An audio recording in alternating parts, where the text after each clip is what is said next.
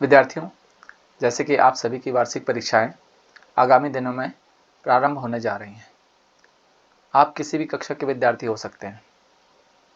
हो सकता है आप कक्षा 10वीं या 12वीं की परीक्षा की तैयारी कर रहे हों, या ये भी हो सकता है कि आप स्थानीय परीक्षाओं जैसे कक्षा 9वीं या 11वीं की परीक्षाओं में बैठने वाले हों। यदि ऐसा है तो आज का हमारा यह वीडियो आप ही के लिए है।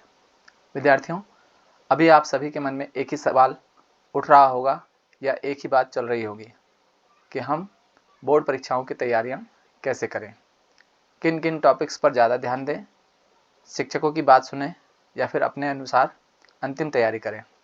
आपके मन में बहुत सारे सवाल एक साथ उठ रहे होंगे। क्या मैं अच्छे नंबर ला पाऊंगा? क्या मैं पास हो सकूंगा? मुझे कहीं कम नंबर तो नहीं मिल रहे, या मेरे नंबर तो नहीं कटेंगे? मैं कैसा लिखूं कि मुझे अच्छे नंबर प्राप्त हो सकें? विद्यार्थियों, इन्हीं समस्याओं को लेकर हमारे प्रधानमंत्री जी भी मन की बात कार्यक्रम के माध्यम से सभी बच्चों को मोटिवेट करते रहते हैं, ताकि कोई बच्चा फेल ना हो या फिर फेल होने के डर से डिप्रेशन में ना चला जाए।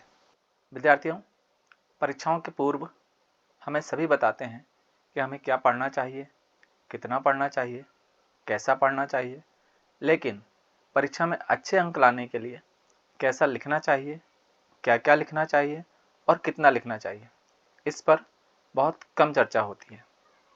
जबकि हमें मार्क्स केवल लिखने पर मिलते हैं और यही मार्क्स हमारे भविष्य का आधार भी बनते हैं।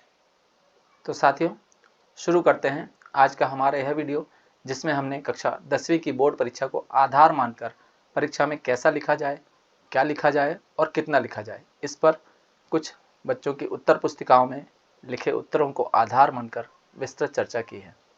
विद्यार्थियों, कक्षा 10वीं एवं 12वीं की बोर्ड परीक्षाओं में उत्तर पुस्तिकाओं में प्रश्नों के उत्तर कैसे लिखें, आज का हमारा यही टॉपिक है और इसी पर हम आज चर्चा करने वाले हैं। तो विद्यार्थियों, यदि आप हमारे चैनल पर नए हैं तो हमारे चैनल राजविका एकेडमी को सब्सक्राइब करें, लाइक करें और शेयर ज़रूर करें। विद्यार्थियों, यदि आप कक्षा 9वीं, 10वीं, 11वीं या 12वीं के विद्यार्थी हैं तो आज हम आपके लिए परीक्षा में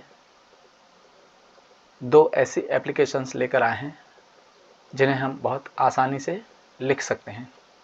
हो सकता है आपको आपके विद्यालय में, आपके स्कूल में इन एप्लीकेशंस को कुछ अलग तरीके से बताया गया हो, लेकिन उन विद्यार्थियों के लिए एप्लीकेशंस लेकर आए हैं जिन्हें इन एप्लीकेशंस को लिखने में परेशानी होती है। आप यहाँ पर देख सकते हैं, दोनों ही एप्लीकेशंस को हमने एक साथ रखा है और दोनों ही एप्लीकेशंस को हम आज यहाँ कंपेयर करके आपको बताएंगे कि दोनों ही एप्लीकेशंस आप बहुत आसानी से लिख सकते हैं। तो सबसे पहले लेते हैं, write an application to your principal for full fee concession, यानी यह एप्लीकेशन हमें अपने प्रिंसिपल को लिखनी है जिसमें स्कूल फ़ी माफ़ करने के लिए हमें उन्हें लिखना है, फुल फी कंसेशन।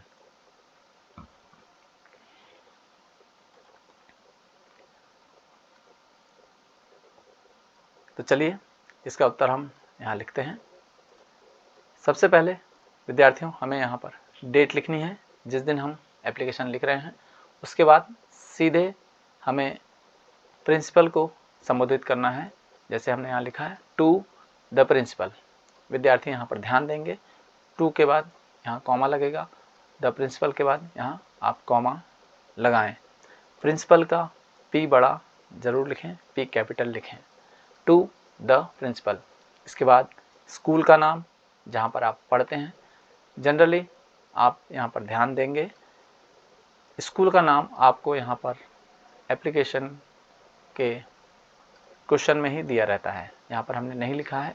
आप जब परीक्षा देंगे तो उसमें सारी डिटेल यहाँ पर लिखी होगी, आपका नाम भी यहाँ पर दिया होगा और एड्रेस भी दिया होगा। तो यहाँ पर हमने लिखा है डेट, उसके बाद टू द प्रिंसिपल और गवर्नमेंट हायर सेकेंडरी स्कूल, और स्कूल का यहाँ पर हमने स्पेस छोड़ा है नाम के लिए, तो आप यहाँ पर नाम लिखें और यहाँ पर शहर या गांव जहाँ भी जिसके बारे में यहाँ पर दिया हो उसे आप फुल एड्रेस लिखें। उसके बाद आप देख सकते हैं सब्जेक्ट लिखना है। सब्जेक्ट जो एप्लीकेशन में आपसे पूछा गया है, यहाँ पर लिया है हमने application for full fee concession. सीधा सीधा लिखना है, यहाँ पर कुछ ज़्यादा नहीं लिखना है, सटीक लिखना है, application for full fee concession. उसके बाद आप सीधे लिखें रिस्पेक्टेड सर। यदि आपको रिस्पेक्टेड की स्पेलिंग ना भी आती हो तो आप सीधे सर लिखें और कॉमा लगा दें, लेकिन फिर भी कोशिश करें कि रिस्पेक्टेड सर लिखा जाए। उसके बाद आप लिखें सीधे I beg to say that I am a student of class 9th 10th 11th 12th जो भी कक्षा में आप पढ़ते हैं, यहाँ पर हमने स्पेस रखा है, आप यहाँ पर लिखें। उसके बाद सीधे सीधे आप कंडीशन बताएं। My father is a poor farmer, he can not पे माई स्कूल फीस। आपने सीधा कारण बताया, बहुत सटीक सेंटेंस में बता दिया। My father is a poor farmer, he can not पे माई स्कूल फीस। सीधा अर्थ हुआ। यहाँ आप शुरू से देखते हैं। मैं आपके स्कूल का कक्षा 9वीं या 10वीं का विद्यार्थी हूँ। मेरे पिताजी एक गरीब किसान हैं और वे मेरे स्कूल फीस नहीं दे सकते या मेरी स्कूल फीस पे नहीं कर सकते। सीधे सटीक आपको यहाँ लिखना है।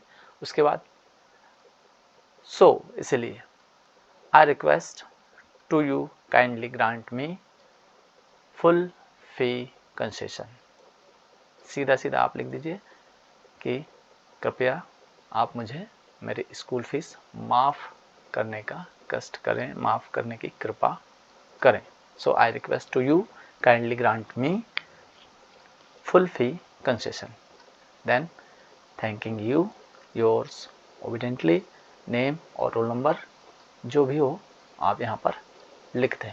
इससे ज़्यादा लिखने की कोई आवश्यकता नहीं है, आपको यहाँ पर पूरे नंबर दिए जाएंगे।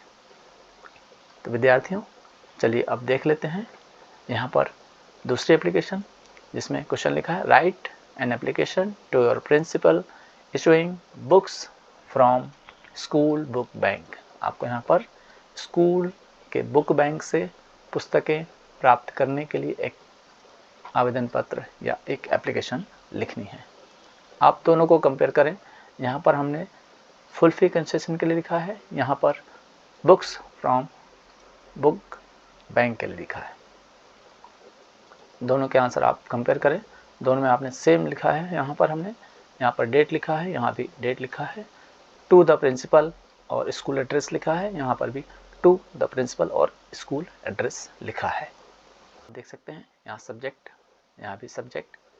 यहाँ पर जो सब्जेक्ट लिया है फुल फी कंसेशन, यहाँ पर जो सब्जेक्ट लिया है books, issue books from book school book bank, issue books from school book bank. बहुत सटीक लिखना है, छोटे में लिखना है। देन यहाँ पर भी रिस्पेक्टेड सर, यहाँ भी रिस्पेक्टेड सर। उसके बाद आपको कंडीशन बतानी है। I beg to say that I am a student of class, यहाँ भी आपको कंडीशन बताई गई है। I beg to say that I am student of class 9th 10th जो भी आपकी कक्षा हो वो आप लिख सकते हैं।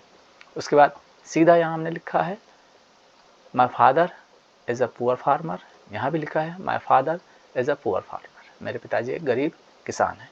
यहाँ लिखा है ही कैन नॉट पे माई स्कूल फीस, यहाँ लिखा है he can not bye my school text book. बस यहाँ पर इतना सा अंतर है, यहाँ पर आपके पिताजी आपके स्कूल की फ़ीस नहीं पे कर सकते, यहाँ पर आपके पिताजी आपके स्कूल की बुक्स नहीं खरीद सकते। उसके बाद I request to you kindly grant me full fee concession, और यहाँ पर I request to you issue me text books from school book bank. यहाँ थोड़ा सा अंतर है, यहाँ पर हमने ग्रांट लिखा है, स्कूल प्रिंसिपल से परमिशन मांगी है स्कूल फ़ी को कम करने की, और यहाँ पर हमने इशू लिखा है, ग्रांट की जगह issue me text books from book bank.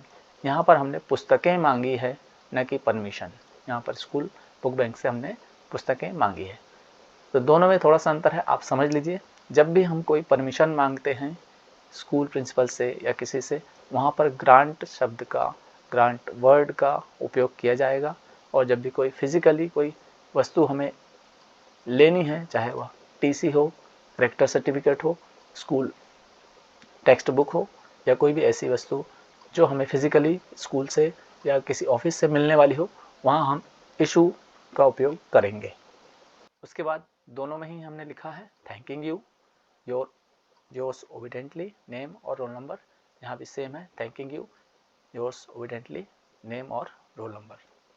तो आप देख सकते हैं विद्यार्थी बहुत अच्छे से ध्यान दें, दोनों में ही बहुत ही छोटा सा अंतर है। और ये दोनों ही एप्लीकेशन बहुत बार परीक्षाओं में पूछी गई है और बहुत बच्चे इसमें गलती करते हैं या इन एप्लीकेशंस को करते ही नहीं, छोड़कर आ जाते हैं, जिससे उन्हें 5 अंकों का, या जैसी कंडीशन हो, यदि 4 अंकों का प्रश्न है तो 4 अंक उन्हें नहीं मिलते, उनके अंक कट जाते हैं।